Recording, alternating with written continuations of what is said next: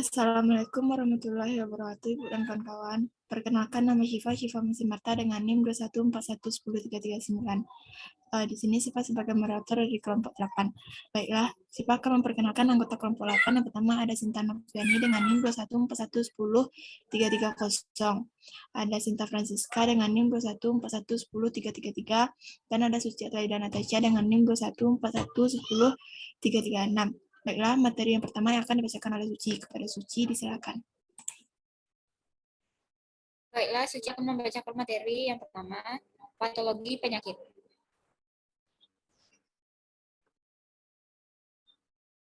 Konvulsi, bahasa Inggris convulsion atau lebih umum dikenal dengan kejang adalah suatu kondisi medis saat otot tubuh mengalami fluktuasi, kontraksi, dan perangaian dengan sangat cepat sehingga menyebabkan gerakan yang tidak terkendali. Klarifikasi, kejang secara umum dapat diklarifikasikan menjadi dua bagian berdasarkan etiologinya, yakni satu, kejang primer atau idiopatik, kejang yang terjadi tanpa ada sebab yang jelas ataupun penyakit yang mendasarinya. Dua, kejang sekunder atau simptomatis, yaitu kejang yang timbul sebagai suatu gejala yang dari penyakit yang diderita oleh pasien tersebut. Faktor-faktor yang menyebabkan terjadinya kejang sekunder adalah satu, faktor prenatal, kelainan yang timbul akibat gangguan pada proses kehamilan. Dua, formasi otak congenital. Tiga, faktor genetik. Empat, penyakit infeksi seperti encephalitis dan meningitis. 5, kejang demam. 6, gangguan metabolisme. 7, trauma kepala. 8, tumor otak. 9, toksin atau keracunan. 10, gangguan sirkulasi atau pendarahan. 11, penyakit degeneratif susunan saraf. 12, epilepsi. Tipe kelenjar dikategorikan menjadi dua, yaitu kejang umum dan parsial. Hal ini berdasarkan bagaimana dan di mana aktivitas otak secara abnormal bermula atau sebagai onset di mana asal mulanya tidak diketahui. Kejang umum. Kejang tonik tipe kejang paling umum di mana tangan dan kaki terasa kaku. Penderita juga akan merasa kesulitan bernapas. Kepala juga akan bergerak secara tidak terkendali. Kejang pelit mal biasanya terjadi pada anak, di mana penderita kehilangan kesadaran selama beberapa detik. Kejang demam. Anak yang memiliki demam tinggi akibat infeksi berpotensi untuk mengalami kejang tipe ini. Kejang demam dapat berlangsung selama beberapa menit, tetapi tidak berbahaya. Stres infantil umum juga disebut dengan West syndrome, yaitu kejang pada bayi yang ditandai dengan kondisi tubuh kaku secara tiba-tiba, lalu ditandai dengan kepala yang condong ke depan. Banyak anak mengalami ini, kemudian penderita epilepsi. 20 penyebab kejang dan pertolongan pertama untuk penderita. Kejang parsial atau vokal sederhana. Tidak terjadi kehilangan kesadaran pada kejang tipe ini, biasanya berlangsung kurang dari 2 menit. Penderita bisa jadi merespon ketika kejang terjadi ataupun tidak. Kompleks kejang hingga kehilangan kesadaran. Tetapi bagian tubuh tetap bergerak seperti pengecapan bibir, mengunyah, merangkak kaki, dan menghentakkan panggul. Gejala: 1, kebingungan sementara. 2, melotot. 3, gerakan menyentak tidak terkendali pada lengan dan kaki. 4, kehilangan kesadaran atau keawasan. 5, gejala kognitif atau emosional seperti ketakutan, kecemasan, ataupun deja vu. 6, pusing, sakit kepala. 7, menggigit lidah. 8, menggerakkan gigi. 9, rasa aneh di mulut. 10, mengeluarkan suara aneh seperti meraung. 11, suasana hati berubah secara tiba-tiba. Penyebabnya adalah penarikan alkohol, infeksi otak seperti meningitis. 3, cedera otak saat melahirkan. 4, cacat otak sejak lahir. 5, terdesak. 6, menggunakan narkoba. 7, ketidakseimbangan elektrolit. 8, sengatan listrik. 9, epilepsi. 10, tekanan darah tinggi. 11, demam. 12, trauma kepala. 13, gagal ginjal atau hati. 14, kadar glukosa darah rendah. 15, stroke. 16, tumor otak. 17, kelainan pembuluh darah pada otak. Diagnosa: dokter akan mencari tahu secara detail tentang sejarah kejang penderita dan melakukan tes neurologis. Tes ini meliputi kondisi emosional dan kemampuan motorik, serta fungsi mental. Beberapa tes lain yang mungkin dilakukan dapat meliputi 1. Tes darah atau lumbar, fungsi untuk mengetahui akan adanya infeksi EEG. Ditempelnya elektroda ke otak untuk memantau aktivitas listrik di dalamnya. 2. Tes pencitraan seperti MRI atau CT atau pemindahan, mencari adanya masalah di otak jika kejang yang dialami berlangsung sering. Dokter mungkin akan melakukan tes dengan memasukkan elektroda ke dalam otak lewat lubang kecil di tenggorokan. Perawatan untuk kejang tergantung pada penyebabnya. Dengan mengobati penyebab, penderita dapat mencegah kejang yang akan datang. Pilihan pengobatan untuk epilepsi yaitu obat-obatan peras untuk memperbaiki gangguan pada otak, simulasi saraf, diet khusus seperti kotogenik. 2. Menata laksanaan penyakit farmakologi dan non-farmakologi.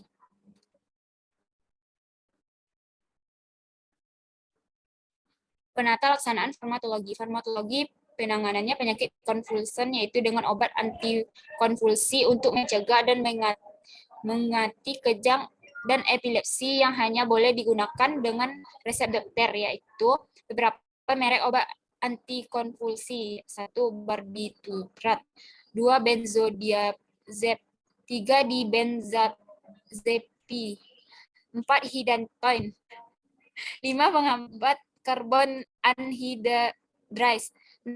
Turun asam lemak, 7. Analog asam gamma aminobutirat, 8. Pirolet, 9. Triaz. Next.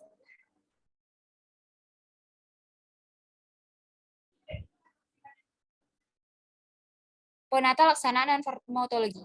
Pertolongan pertama pada penderita kejang, hindari menggunakan cara kekerasan untuk menahan gerakan penderita.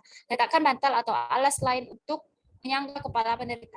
Jangan masukkan benda apapun ke dalam mulut penderita selama kejang. Longgarkan pakaian yang ketat, terutama di bagian leher penderita. Tata laksanaan status konvulsi. Non-farmakologi. Tanda-tanda vital dipantau. 2. Peliharaan ventilasi.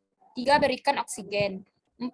Cek gas darah untuk memantau asidosis prepiratin atau kadar metabolik. 5. Kadang terjadi hipoglikemi, itu berikan glukosa. Farmakologi yaitu dengan obat-obatan. Dikembalikan kepada moderator. Terima kasih kepada Suci. Materi selanjutnya yang akan dibacakan oleh Sinta Francisca. Pada Sinta Francisca, disilakan. Baiklah, terima kasih moderator. Nah, di sini Sinta akan melanjutkan pembacaan materi yang telah dibacakan oleh Suci tadi. Yang ketiga yaitu pembahasan obat. Indikasi, efek samping dan bahaya antikompulsan. Antikompulsan dapat menimbulkan efek samping yang berbeda-beda pada tiap penggunanya. Beberapa efek samping yang sering muncul adalah yang pertama kantuk, yang kedua mual, yang ketiga muntah, yang keempat pusing, yang kelima sakit kepala, yang keenam tremor, yang ketujuh lemas, yang kedelapan penglihatan ganda, yang kesembilan kerusakan hati, dan yang kesepuluh itu kerusakan ginjal.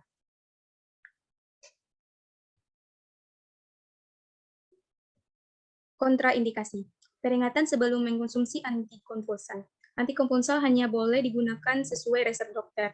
Sebelum menggunakan antikonvulsan, ada beberapa hal yang harus kita perhatikan, yaitu jangan menggunakan obat antikonvulsan jika Anda alergi terhadap obat ini.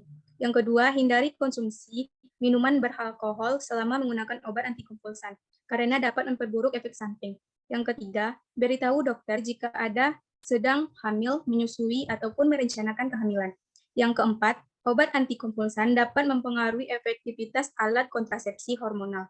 Segera ke dokter jika mengalami pendarahan dari vagina atau hamil saat menggunakan obat antikonvulsan. Yang kelima yaitu jangan mengganti jenis obat antikonvulsan sembarangan saat sedang hamil, karena berisiko menyebabkan kejang yang tidak terkontrol.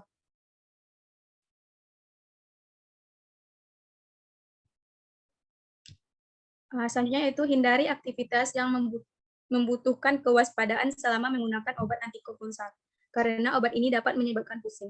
Selanjutnya itu diskusikan dengan dokter mengenai risiko dan manfaat obat antikonvulsan, karena obat ini dapat mempengaruhi suasana hati, serta meningkatkan risiko terjadinya depresi dan keinginan untuk bunuh diri.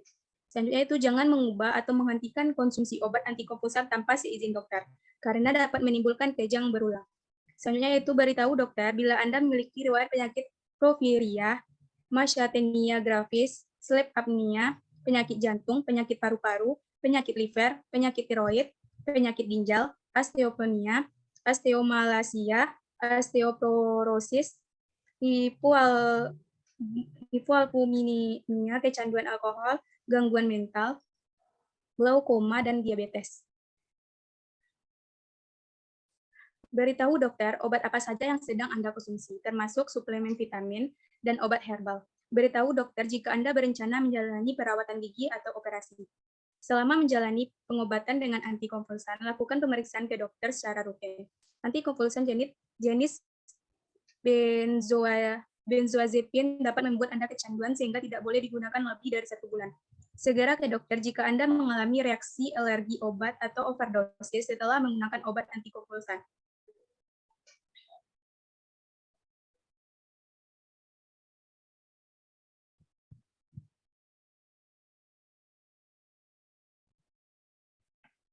Lanjut, kawan.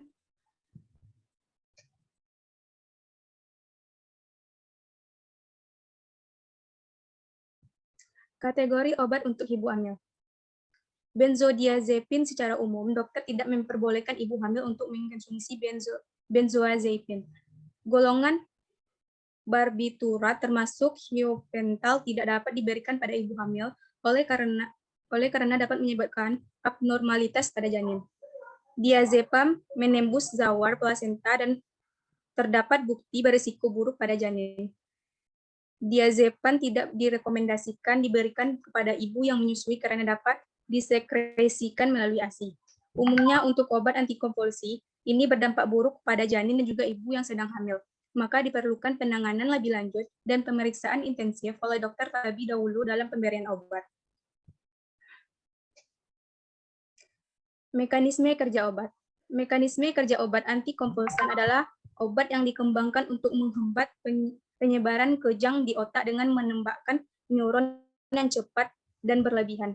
Obat antikonvulsan atau anti kejang bekerja dengan cara menormalkan aktivitas listrik yang ada di otak sehingga kejang dapat dicegah dan diatasi. Biasanya antikonvulsan digunakan oleh pasien gangguan jiwa yang mengalami kejang, sulit tidur, dan rasa cemas yang berlebihan.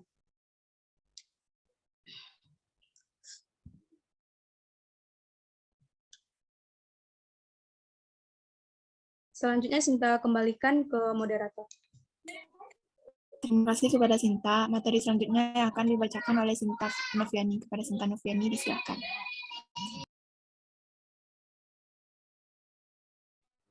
Terima kasih, moderator. Sinta akan melanjutkan presentasinya. Mekanisme kerja obat. Inhibisi kanal Na+ pada sel akson, phenytoin, carbamazepine, valproat, dan almat. Inhibisi kanal Ca++ di PT pada neuron talamus pacemaker, etosuximid, valproate, dan clonazepam. Peningkatan inhibisi GABA melalui 1. Langsung pada kompleks Cl benzodiazepin barbiturate. 2. Menghambat degradasi GABA, reuptake, dan metabolisme vigabatrin, valproat, dan gabapentin. Penurunan eksitasi glutamat melalui 1. Blok rektor NMDA, valbamat, dan valproate. 2. Hambatan pelepasan glutamat, phenytoin, lamotrigin, dan enobarbital.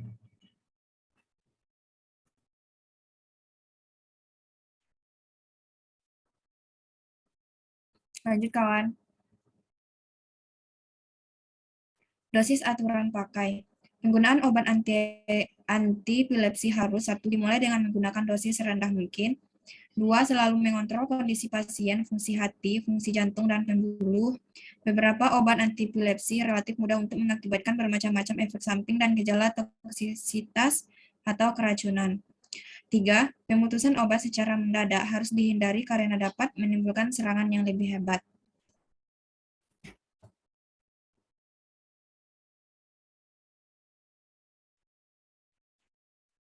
Aturan pemakaian pada beberapa jenis obat antikonvulsi. 1. Antagonis reseptor AMPA diberikan untuk epilepsi kejang, epilepsi, agitasi, ICU, insomnia. Antikonvulsan barbiturat diberikan untuk epilepsi, sedasi, pencegahan kejang, sindrom Lennox-Gastaut, anestesi ringan, sedasi ringan, otot tegang, mual atau muntah. 3. Antikonvulsan benzodiazepin diberikan untuk penarikan alkohol, kegelisahan, endoskopi atau premedikasi, radiologi, diinduksi kemoterapi, gangguan panik, sedasi, pencegahan kejang, status epileptikus, tetanus.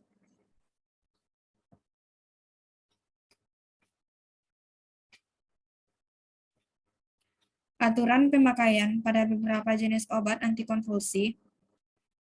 4. Antikonvulsan karbamat diberikan untuk epilepsi, gangguan bipolar, sindrom Lennox-Gastaut untuk epilepsi, kejang untuk sindrom Lennox-Gastaut. 5. Antikonvulsan penghambat karbonat. Anhidrase diberikan untuk busung, epilepsi, glaukoma, hidrosefalus, sindrom Lennox-Gastaut, pencegahan migrain, penyakit gunung atau penyakit ketinggian, pencegahan kejang. 6. Antikonvulsan dibenzodiazepin diberikan untuk gangguan bipolar, epilepsi, sindrom Lennox-Gastaut, gangguan skizoafektif, kejang, neuralgia trigeminal. 7. 8. Analog asam gamma. 7. Antikonvulsan turunan asam lemak untuk gangguan bipolar, epilepsi, mania, pencegahan migrain, gangguan skizoafektif, dan pencegahan kejang-kejang.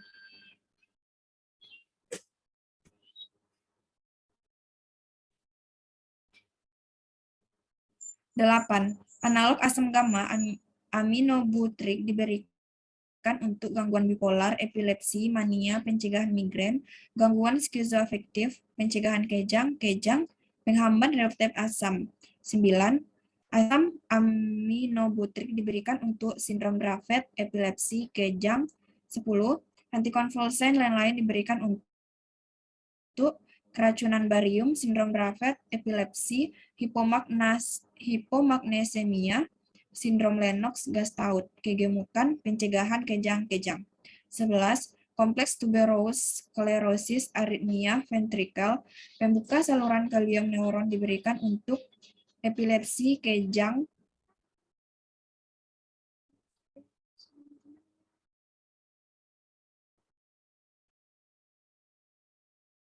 Jenis sediaan obat. Sediaan dan bentuk obat antikonvulsi umumnya berbentuk tablet.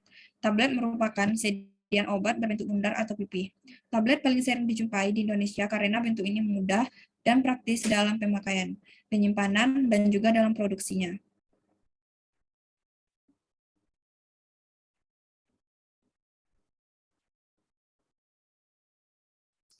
Nama-nama obat yang beredar di pasaran. 1.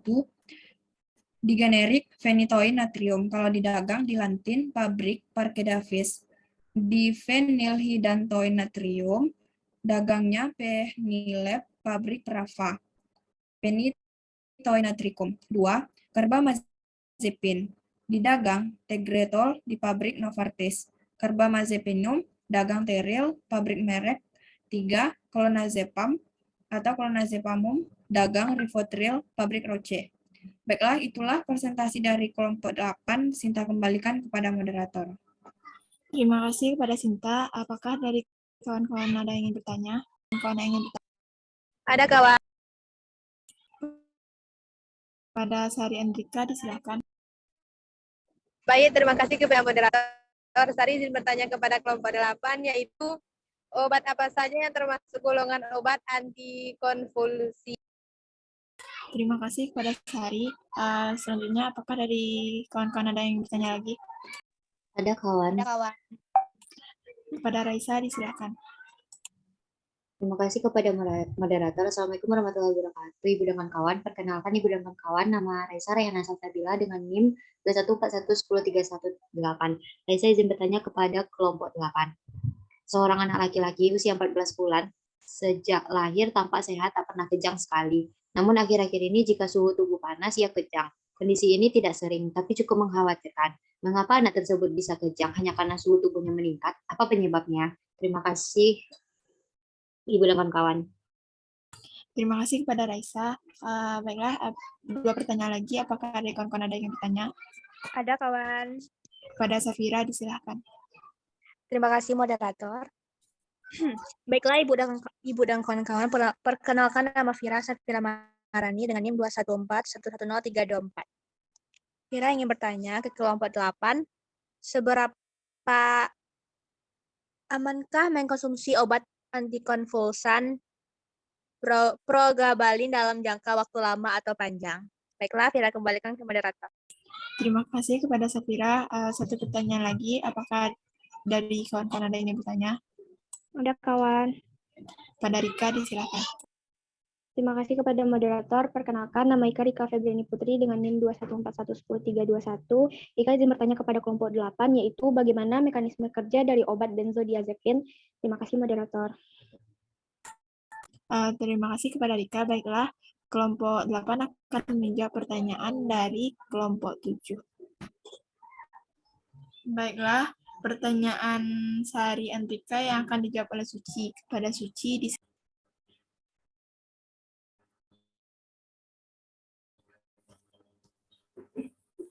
Baiklah, Suci akan menjawab pertanyaan dari Sari. Jawabannya adalah spektum sempit digunakan untuk mengobati dan mencegah kejang yang terjadi di saat bagian otak tertentu secara teratur atau kejang parsial. Beberapa obat golongan antikonvulsan golongan ini antaranya adalah Caprespiz, yaitu Carbatol, Tekretol, Epitol, dan Ekutrol. Suci kembalikan ke moderator. terima kasih kepada Suci. Itulah jawaban dari Suci. Apakah Sari Antika dapat menerima jawaban? Iya, moderator, Sari bisa menerima jawaban di Suci. Makasih Suci, makasih moderator. Baiklah, pertanyaan selanjutnya itu pertanyaan dari Safira Maharani yang akan dijawab oleh Sinta Francisca. Pada Sinta Francisca, disilahkan. Baik, moderator, Sinta akan mencoba menjawab pertanyaan dari Safira Maharani dengan pertanyaan, seberapa amankah mengonsumsi obat antikonvulsan Pregabalin dalam jangka waktu yang lama atau panjang? Jawabannya, Pregabalin adalah obat golongan antikonvulsan yang bisa meredakan aktivitas listrik abnormal di sistem saraf sehingga menghentikan dan mencegah timbulnya kejang. Namun bukan itu saja, obat ini kerap juga dimanfaatkan dalam penanganan nyeri yang mengganggu. Misalnya nyeri otot, nyeri akibat gangguan saraf, sebagaimana obat lain. Pregabalin pun bukannya tanpa efek samping. Mengkonsumsi obat ini dalam jangka panjang bisa memicu beragam risiko seperti pusing, nyeri kepala, mulut kering, mual muntah, mudah lelah, sembelit, berat badan meningkat drastis, mood swing, mengganggu keseimbangan, tremor, gangguan penglihatan, nyeri otot, halusinasi, dan sebagainya. Baiklah, Sinta kembalikan ke moderator. Terima kasih pada Sinta. Itulah jawaban dari Sinta. Apakah Safira menerima jawaban dari Sinta? Iya, moderator, Fira menerima jawaban dari Sinta. Makasih. Terima kasih. Pertanyaan selanjutnya itu pertanyaan dari Rika Febriani yang akan dijawab oleh Sinta Novian. Baiklah, Sinta akan menjawab pertanyaan dari Rika. Pertanyaannya yaitu, bagaimana mekanisme kerja dari obat benzodiazepin? Jawabannya, benzodiazepin bekerja dengan cara meningkatkan aktivitas gamma aminobutyric acid atau GABA. GABA merupakan neurotransmitter yang berfungsi untuk mengurangi keaktifan dari sel saraf yang ada di otak, sehingga menimbulkan efek lebih tenang. Baiklah, Sinta kembalikan kepada moderator. Terima kasih kepada Sinta. Itulah jawaban dari Sinta. Apakah Rika menerima jawaban dari Ya, moderator, Rika menerima jawaban dari Sinta. Terima kasih Sinta, terima kasih moderator. Baiklah, pertanyaan terakhir yaitu pertanyaan dari Rahena Salsabila yang akan Syifa jawab. Yaitu dengan pertanyaan, seorang anak laki-laki usia 14 bulan sejak lahir tampak sehat, tak pernah kejang sekali. Namun akhir-akhir ini jika suhu tubuh panas ia kejang, kondisi ini tidak sering tapi cukup mengkhawatirkan. Mengapa anak tersebut bisa kejang hanya karena suhu tubuhnya meningkat? Apa penyebabnya?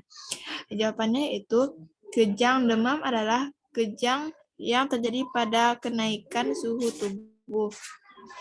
Suhu anusnya di atas 80 derajat Celcius yang disebabkan oleh proses di luar susunan saraf pusat.